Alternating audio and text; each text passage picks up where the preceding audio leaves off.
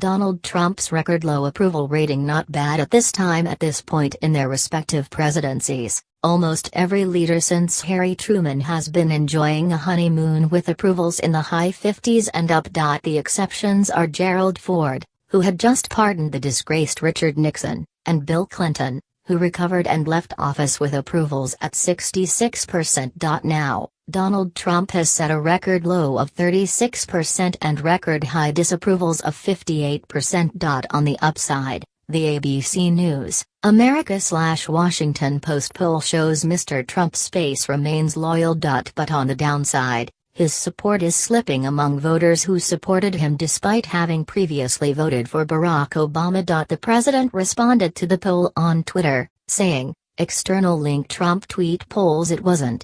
In fact, its last poll before the vote was off by just 2 points from the final result. Obamacare yet to be repealed from here, it's hard to see when, or how, Mr. Trump might be able to pull off a Clinton-style comeback. He is yet to sign any major piece of legislation, let alone a key reform he made throughout the campaign, the repeal and replacement of Obamacare. Before the election, he told crowds across the U.S. it would happen immediately.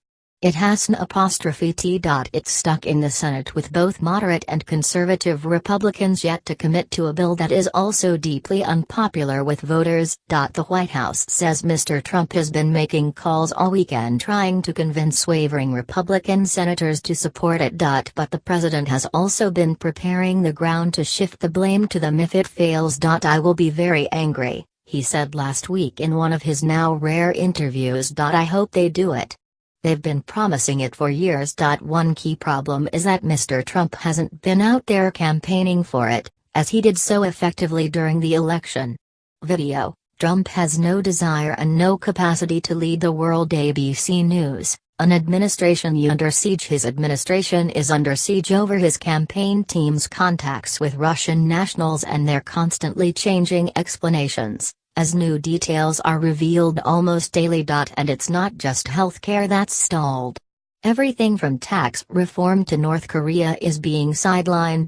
This is supposed to be Mr. Trump's Made in America week to promote local manufacturing. But even that is becoming a PR problem of the White House's own making. The Washington Post has revealed that his daughter Imka's fashion label relies exclusively on foreign factories employing low-wage workers in countries such as Bangladesh, Indonesia, and China. But it's Russia that will dominate the news again this week as members of Donald Trump's campaign team, including possibly his son Donald Trump Jr., begin appearing before Congress to answer questions about their contacts with Russian officials, possibly under oath. Some Republicans are now openly venting their frustration with the administration.